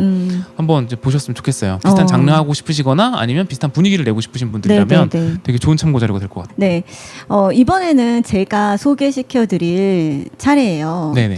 저는 최근 들어서 작가님한테도 막 이 작품 너무 재밌어요라고 추천을 드리는 것처럼 좀 작품을 많이 보려고는 노력을 하지만 사실은 다 보지는 못해요. 다 볼 수가 없죠. 네, 볼 수가 없고 많이 본다고 말씀드리기가 참 민망할 정도랄까요? 엄청 많이 보세요. 이렇게 네. 말씀하시지만 엄청 많이 보시고 그 중에서 추천해 주시는 거잖아요. 아, 네. 근데 최근 들어서 이 작품을 보고 작화만 봐도 너무 재밌다라고 느껴서 제가 작가님한테 작화 너무 좋아요. 연출 네. 너무 좋아요라고 하면서 막 추천을 해드린 작품이 있는데 바로 현지민 작가님의 랑데부라는 작품이에요. 네. 네, 카카오 웹툰에서 연재를 하고 있고 제가 알기로는 이 작품이 일본에서도 동시에 런칭을 해서 시작을 했다고 알고 있어요. 근데 이 랑데부라는 작품이 내용적으로는 우선 어떤 점이 굉장히 좋았냐면 노력에 대해서 너무 그 숭고하게 생각하면서 접근하는 듯한 느낌을 받았어요. 요즘에 요즘에 많이 유행하는 서사들이 노력의 가치보다 그래서 노력을 조금씩 해서 얻어내는 어떤 보상의 어떤 그런 것들보다 노력은 그냥 단순하고 아주 짧게 하고 얻은 것은 굉장히 노력에 비해 큰 자고 일어나니. 네 그런 것들이 마치 사이다 서사의 어떤 기본 축이 됐죠, 완전히. 전제처럼 느껴지는데 근데 랑데부는 그 예전에 우리가 소년 만화에서 느꼈던 조금씩 노력해서 내가 성취를 조금씩 해가는 네. 점프슛 2만 개. 네네. 네. 근데 어떻게 보면 그것 때문에 랑데부를 보시는 독자들은 왜 이렇게 맨날 고구마만 먹이냐. 계속 노력은 열심히 하는데 왜 이것밖에 주인공이 성취하는 게 없냐라고 하면서 답답함을 느낄 수가 있는데 저는 오히려 그 점이 너무 매력적으로 다가오더라고요.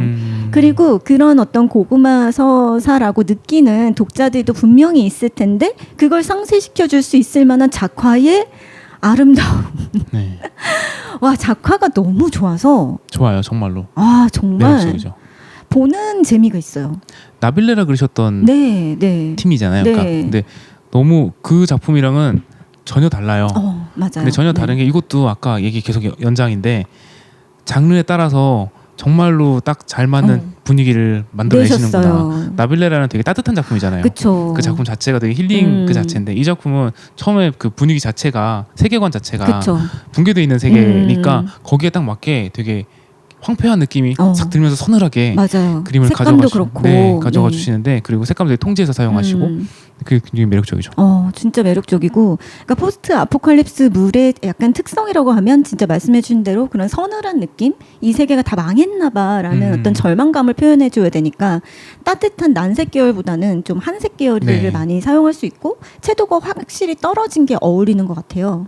근데 지금 랑데부는 분명히 색감 면에서는 그런데 제가 이 작가님들의 그 어떤 작화 스타일에 반했던 부분은 캐릭터적인 측면도 있는 것 같아요. 그러니까 이게 SF물이기도 하거든요. 네. 아포칼립스물이기도 하면서 SF물이기도 한데 액션이 굉장히 많이 등장을 해요. 네. 근데 이 액션이 호쾌하려면 이 어떤 효과선 같은 것들 사용하는 것들도 굉장히 중요하고 그러니까 어떤 이 인체의 어떤 액션감을 굉장히 잘 살려야 되는데 그래서 그런지 이 랑데부에 등장하는 캐릭터의 얼굴 표현들은 굉장히 사실적으로 약화가 되어 있어요. 그런데 오히려 인체 표현은 사실적으로 약화가 되긴 했는데 그보다 조금은 더 상징적으로 약화가 되었다고 해야 되나? 기호화가 된 걸까요? 네, 조금 더 기호화가 된 그러니까 얼굴에 비해서는 조금 더 기호화된 그런 인체 표현을 가지고 있어서 왜 옛날에 일본 만화들 보면 데츠카 오사무도 그렇고 뭐 요츠바랑식도 그렇고 네. 얼굴이 굉장히 기호화되어 있고 그렇죠. 인체는 굉장히 사실적으로 약화되어 있는 것들을 많이 볼 수가 있는데 아다치 미츠루도 그렇고. 네네. 네. 근데 오히려 이 랑데부는 약간 좀 다른 방법으로 이 작화를 그리시는 것 같아서 그 면에서 내가 굉장히 액션은 엄청 호쾌한 느낌이 드는 반면에 뭔가 그 캐릭터들이 느끼는 그 세밀한 감정들은 되게 잘 와닿거든요. 그거는 얼굴의 어떤 사실적인 그런 표현 때문이 아닌가라는 생각이 들기도 하더라고요. 그러네요. 그러면 액션은 만화적으로 네. 그리고 이제 감정이나 표정은 더 리얼하게 네. 다가오기 위한 장치로 쓰인 거일 수도 있겠네요. 네. 그러니까 어떻게 보면 SF라는 어떤 차갑고 서늘하고 딱딱한 기분이 좀 감정은 좀 메마를 수 있다라고 느낄 수가 있는데 사실 현지민 작가님이 만들으셨던 나빌라라 같은 것도 굉장히 감성을 건드리는 부분이 있잖아요. 네네네. 근데 이게 굉장히 이 두 작가님의 협업을 하는 작품에서 정말 특징적인 부분이라고 생각하고 장점이라는 생각이 드는데 그 부분을 잘 끌어올릴 수 있을 만한 어떤 작가 스타일을 선택한 게 아닌가라는 생각이 들더라고요. 네, 그래서 진짜 랑데부는 보면서 여러분 보셔야 돼요. 시즌 1의 마지막과 시즌 2의 그 마지막에서 진짜 내가 이걸 보려고 그러니까 내용적으로도 그렇고 보는 내내 너무 그림이 멋있어요. 보는 재미가 있는 만화가 있죠. 네. 점점 많아지는 것 같아요. 그런 진짜 작품이. 많아져요. 사실 네. 처음에는 웹툰계에는 이제 못 그려도 되라는 말이 공공연하게 있었거든요. 그쵸. 그리고 그 말을 되게 약간 이제 그 교육기관 같은 데서도 가끔 쓰기도 하고 그쵸. 그런 경우가 네. 있었습니다만 지금 그런 말을 하면 사실은 지금 만화가 지망생들은 욕할 거예요. 그럴 것 같아요. 연체적 얘기를 하는 거야라는 네. 생각을 할 거예요. 지금은 아까도 말씀드렸지만 그 스튜디오 작품들 많이 나오면서부터는 정말로 완성도가 상향 평준화가 많이 돼 있는 상태라서 네네.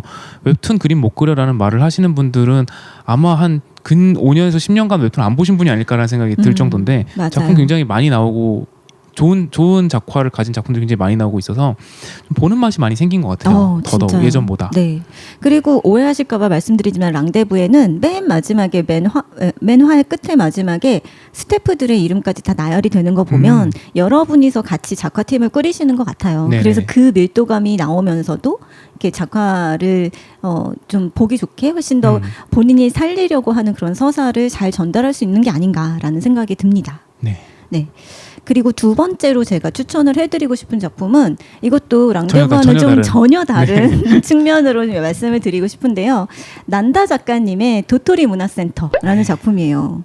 그 난다 작가님은 어쿠스틱 라이프로 이분도 정말 장르 전문가죠. 그렇죠. 네. 일상 장르의 어떤 한 획을 그으신 맞아요. 분이잖아요. 맞아요. 네, 아니 일상 장르가 이렇게 재밌을 수 있나? 이렇게 흥미로울 수가 있나?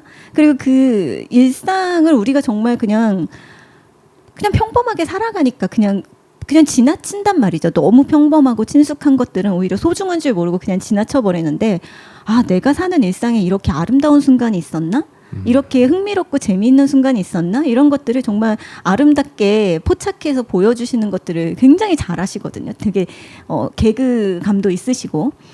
그래서 어떻게 보면 난다 작가님은 그냥 일상툰의 한정한 작가로 예상하실 수도 있는데 도토리 문화센터는 힐링물이자 네. 그리고 가상의 어떤 가상의 어떤 이야기를 가진 작품이자 그리고 약간의 스릴러성도 있는 작품이에요. 그러니까 도토리 문화센터를 이 문화센터가 장악하고 있는 이 자리를 우리 그룹이 가서 차지를 해야겠다라는 어떤 대기업의 음모와 술수를 그 한몸에 어떤 기대를 받고 있는 고두리 부장이 도토리 문화센터에 잠입을 해서 그 문화센터가 망하게끔 문을 닫게끔 만들어야 하는 그런 임무를 띠고 뛰어든 겁니다. 그러니까 어떤 음모와 술수라는 단어가 딱 이렇게 제 입 밖에 나오자마자 떠오르는 것들은 약간 좀 으스스할 수도 있고 그냥 따뜻하지만은 않을 수 있다라는 그렇죠. 생각이 들잖아요. 네. 그러면 난다 작가님 그림체랑은 상상이 안 되는 매칭이 안 될 수도 있잖아요. 근데 너무너무 매칭이 잘 돼요. 너무너무 매칭이 잘 돼요. 제가 그래서 사실은 그런 걱정도 했던 것 같아요. 진짜 이런 음모와 술수가 어떻게 보여질 수 있을까? 그 서스펜스를 나에게 어떻게 전달할 수가 있을까? 이 이 작가 그림체로. 스타일로 그런 저도 약간 팬이기는 한데 약간 걱정을 했던 것 같아요. 근데 보면서 오히려 감탄했어요. 와, 이 그림체로? 되는구나. 네.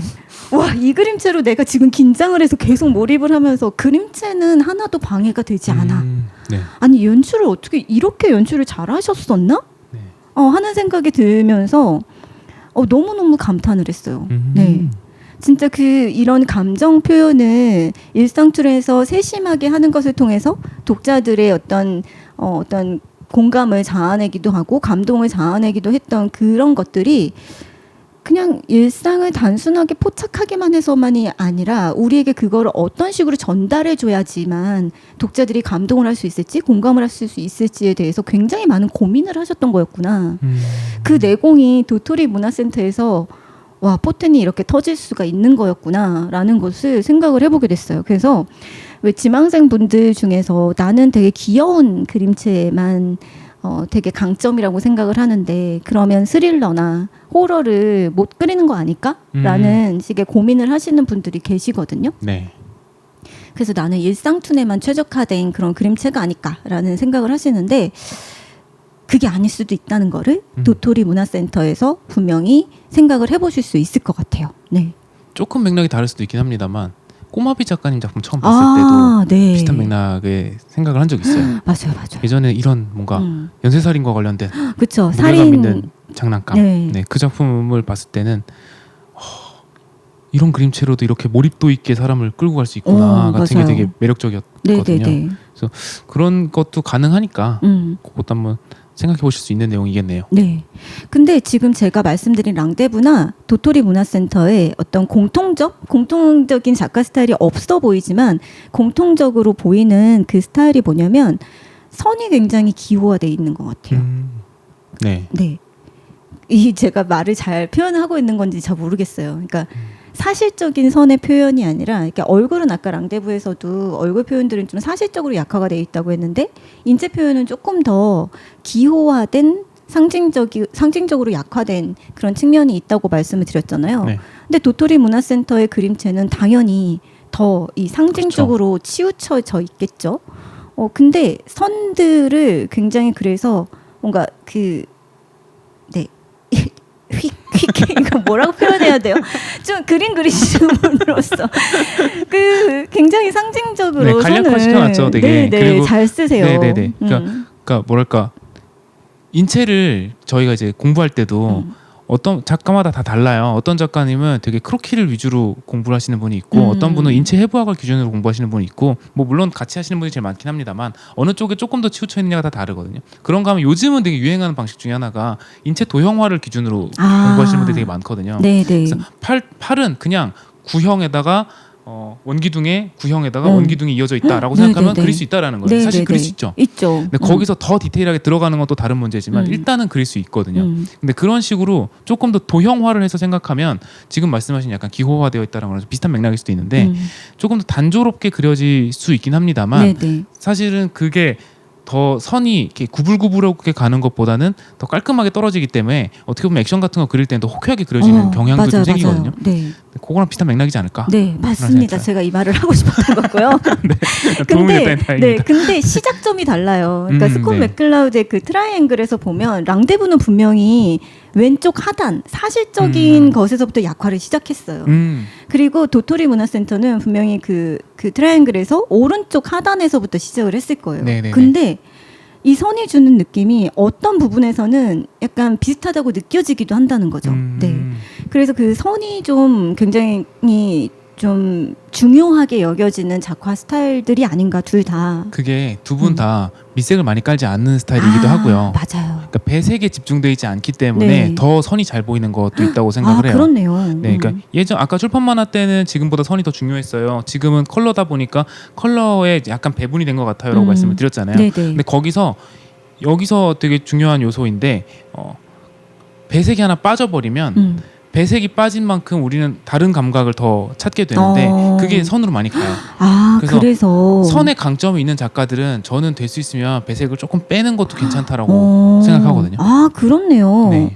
네, 그래서 선이 훨씬 더 눈에 많이 띄었나 봐요. 네. 네, 그리고 이런 액션을 할 때 그 효과선들도 눈에 훨씬 더 많이 띄고요. 컬러를 채워서 그리시는 스타일들이 아니시니까. 아, 맞아요, 네. 맞아요. 네.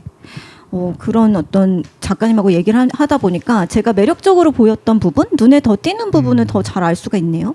근데 그리고 네이버 웹툰에서도 무리 위에 우리라는 작품과 위어더 좀비 같은 작품들도 어떻게 보면 랑데부서부터 시작해서 이 세 작품 모두가 포스트 아포칼립스물이라고 부를 수도 있을 것 같아요. 이미 멸망한 세계에서. 요즘 제일 유행하는 장르가 뭐냐고 하면 대부분 이제 로판이나 네네. 게임 판타지물 얘기하겠지만 저는 포스트아포칼립스가 진짜 많다고 진짜, 생각하거든요. 정말.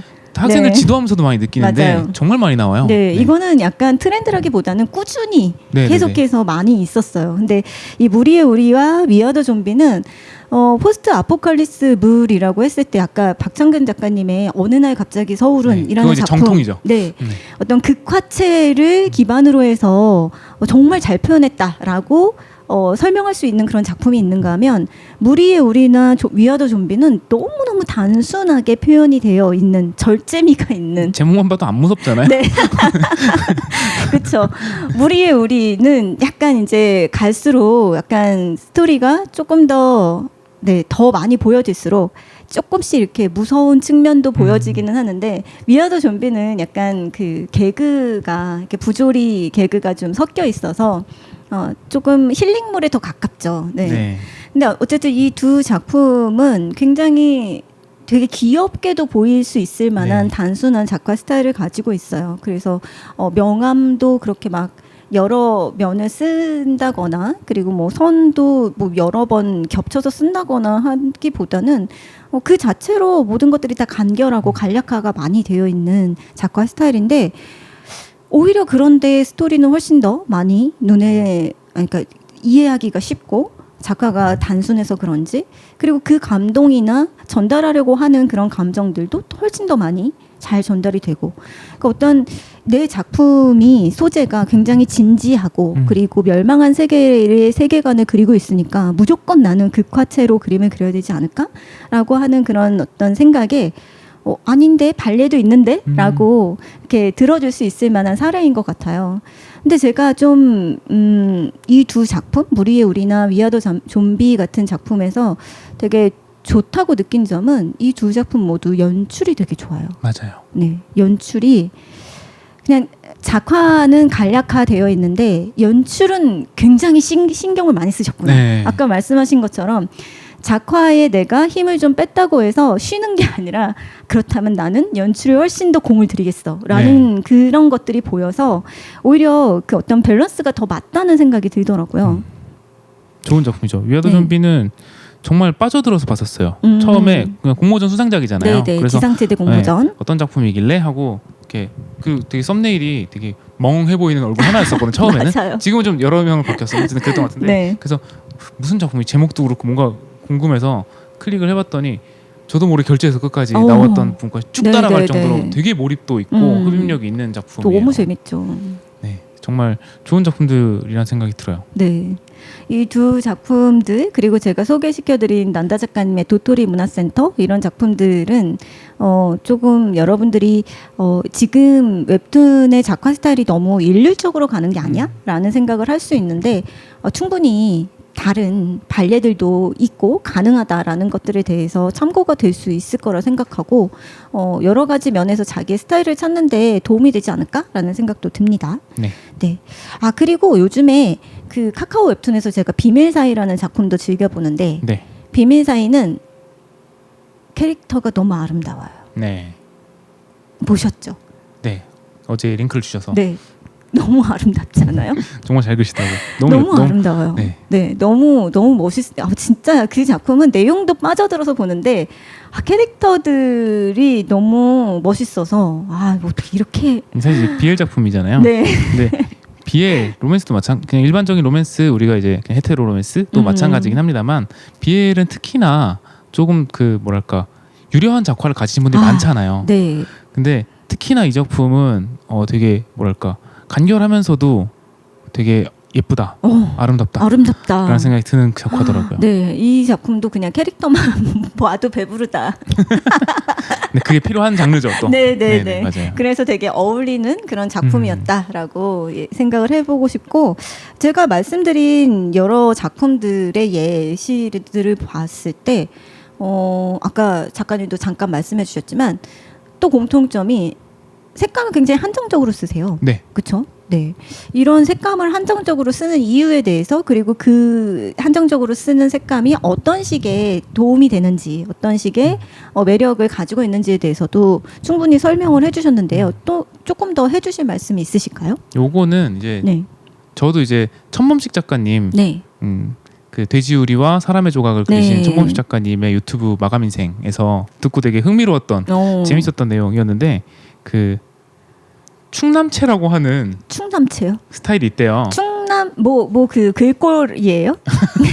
글꼴 요즘에 뭐 고양시 뭐 무슨 체 뭐 이런 거 있던데, 부산 무슨 체. 네, 이제 그림체를 약간 그렇게 나눠 놓은 거인데, 이제 천범식 작가님 그림 작화의 굉장히 큰 특징이 네. 피부색을 배색을 안 하시거든요. 그쵸. 그렇죠. 그냥 하얗게 두시잖아요. 네네네. 근데 그런 그게 되게 잘 어울리는 장르들을 많이 해오셨어요. 그 전에 그 돼지우리도 맞아요. 김칸비 작가님 스토리의 스릴러 작품이었었고, 네네. 지금 최근에 완결하신 그쵸. 사람의 조각도 좀비물, 네. 좀비 아포칼립스 물이었고, 그러니까 그러다 보니까 굉장히 서늘하고 무섭고 이런 음. 장르다 보니까 그 피부색을 싹 빼고 명암을 이렇게 한색으로 집어넣는 것이 작화 스타일을 굉장히 더 장르에 잘 맞게 네. 분위기를 잘 만들어줬다고 생각이 드는데, 네. 이제 그게 본인만 그렇게 하시는 게 아니라 천범식 작가님 주변에 있는 친하신 작가님들이 몇 분 계시대요. 근데 그분들이 예를 들면은 이제 신도림의 오세영 작가님, 그분도 굉장히 스타일리스트시죠. 그쵸. 그리고 또 헬퍼의 삭 작가님, 어. 정말 대표적인 스타일리스트시죠. 그렇네요. 그리고 또 뭐 정성환 작가님이라든지 네네네.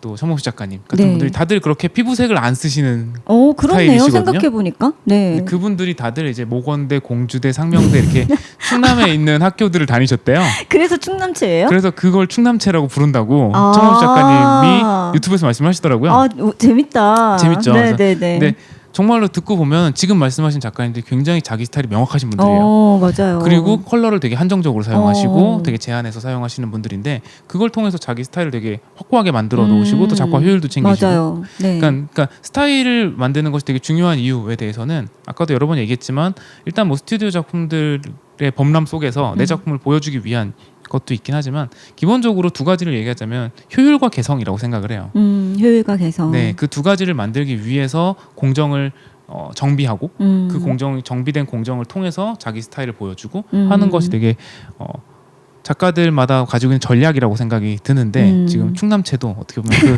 일부 딱 이름이 붙어 있어서 그쵸. 작가님들 사이에서 네. 이제 장난처럼 붙이신 거겠지만 재밌죠. 그런 너무 스타일도. 재밌어요. 네, 충남체. 네. 뭔가 이천체도 있지 않을까?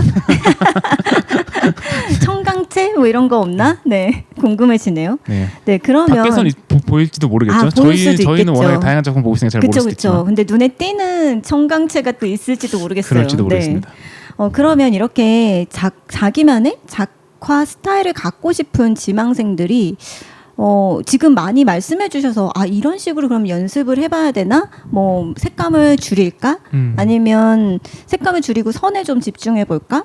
효율을 어떻게 챙길까라는 것에 대해서는 분명히 좀 도움이 되셨을 거라 생각하는데, 조금 더 직접적으로 구체적으로 이렇게 연습해 보는 것도 스타일을 찾는 데 도움이 된다라고 하는 그런 팁도 있으실까요? 네, 제가 지금 진행하고 있는 장면 설계 연출 수업에서 네. 이제 후반부에 이제 장면의 스타일 설계라는 파트가 있어요. 네. 그래서 그 파트에서는 학생들한테 어떤 작품을 보고 이 작품 스타일 너무 좋아라고 생각을 하면 그런 걸 해보고 싶어지잖아요. 그렇죠. 근데 걱정이 돼요.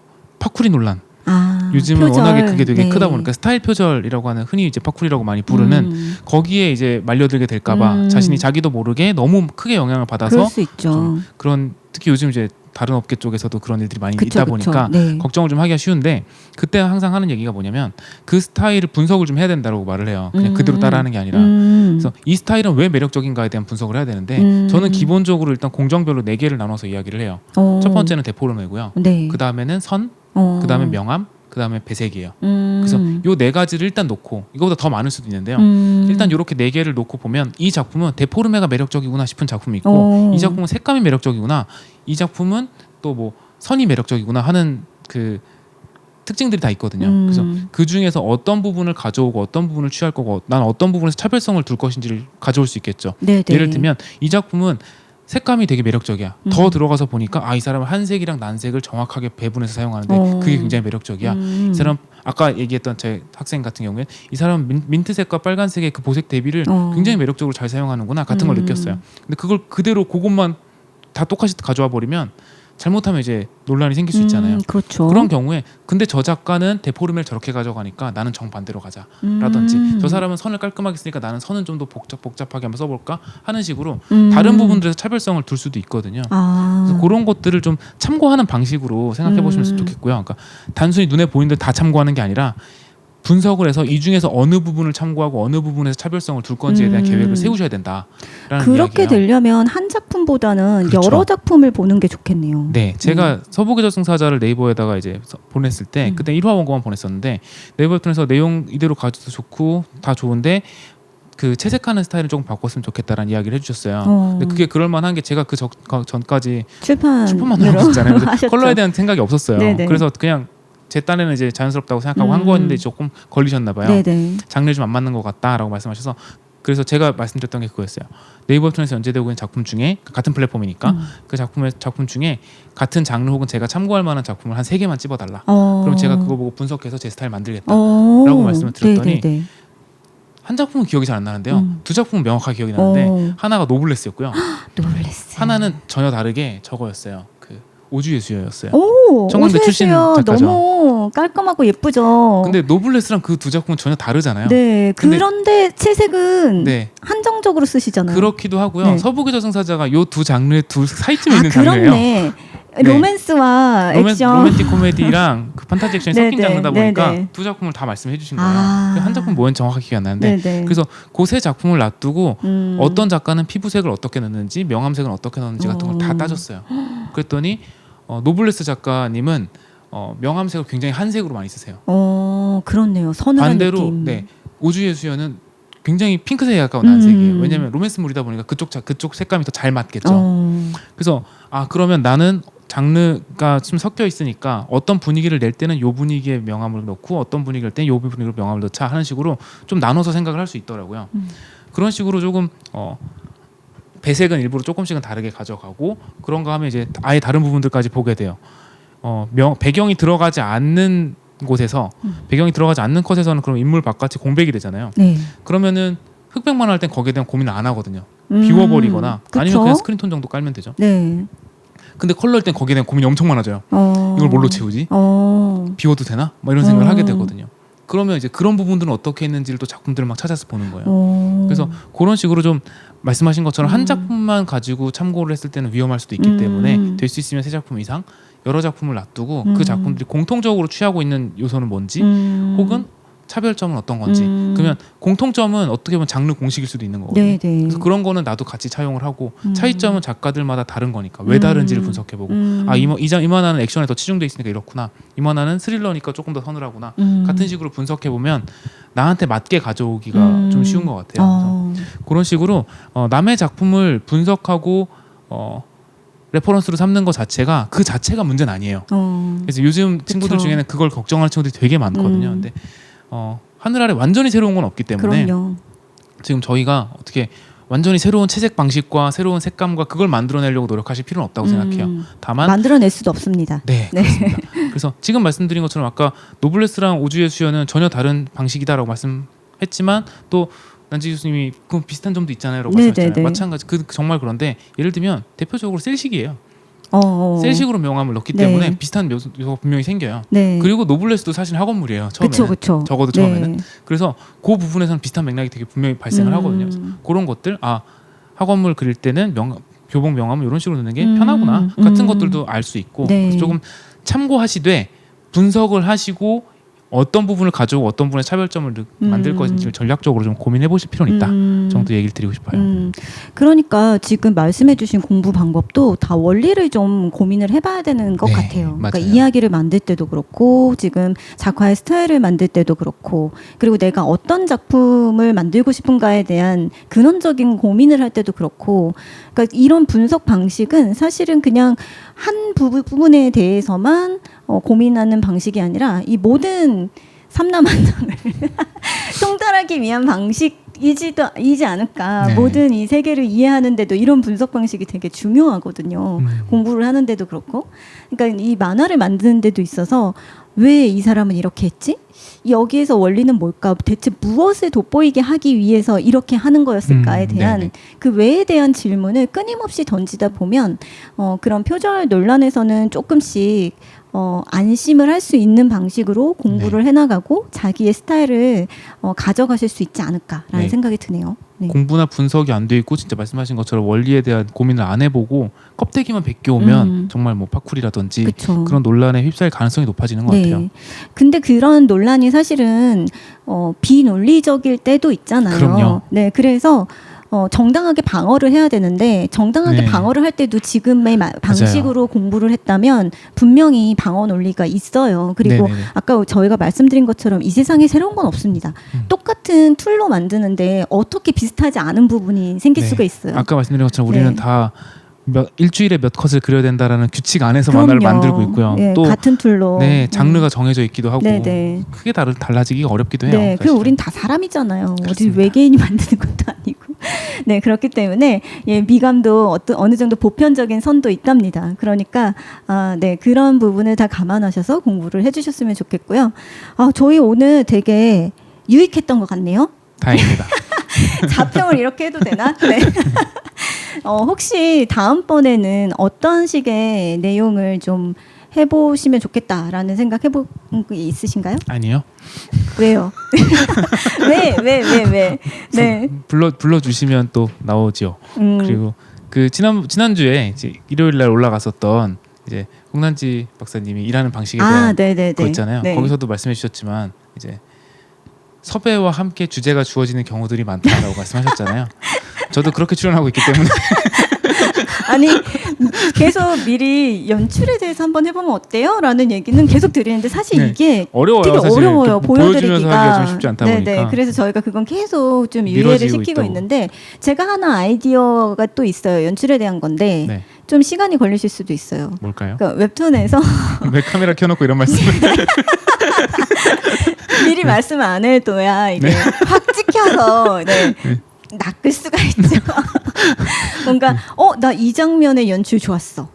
그런 것들 몇 개 꼽을 수 있지 않을까요? 꼽을 수 있죠. 근데 그 장면을 보여주면서 말씀을 드릴 수 있을까요? 우선 말로 설명하고 한 컷 정도씩은 보여드릴 수가 이렇게 있으니까 자료처럼? 네네 저희가 그러면 되도록 작품 제목, 플랫폼명, 몇 화에 어떤 식의 내용의 어떤 좀 상세하게 컷들이라고 말씀드리면. 이렇게 말씀드리고 찾아보시는 게 어떨까라는 생각이 드네요. 그것도 좋네요. 그렇죠. 네. 나는 요 부분에서 이렇게 연출한 게 너무 좋았다. 네. 네, 이런 것들을 몇 개 가지고 와서 얘기를 해보면 어떨까 해요. 좋네요. 저 수업 자료로도 사실은 맞다. 그렇네요. 수업 자료 근데 출판 만화랑 웹툰의 비율을 저는 이제 반반 정도로 가져가려고 노력은 하지만 사실 출판 만화가 더 많아요. 그 제가 봐온 작품이 훨씬 더 많다 그쵸, 보니까 그쵸. 그럴 수밖에 없는데 웹툰 사례를 좀 더 늘려야 되겠다라고 생각은 하고 있었는데 요거 하면서 좀 찾아봐야 되겠네요. 네네. 몇 가지 찾아봐서 오늘만큼의 어떤 볼륨은 아니더라도 네. 간단하게 얘기를 해보는 시간을 가지면 좋을 것 같아요. 네, 웹툰 명 연출 소개. 네네네. 좋습니다. 네, 좋습니다. 여러분 이렇게 도장 꽉 찍어놨고요. 다음번에 또 기대해 주세요. 네, 그러면 저희의 긴 녹화는 여기서 마치고요. 마지막으로 인사 나누어 보겠습니다. 네, 오늘 재미의 이유는 다양한 웹툰 작가 스타일에 대해서 이야기를 나누어 봤어요. 여러분들에게 도움이 많이 되셨기를 바랍니다. 저희는 다음에 또 재미있는 연출 소개를 해드리러 찾아올게요. 저는 재미의 이유의 홍난지였고요. 만화가 인세준이었습니다. 다음에 만나요. 감사합니다.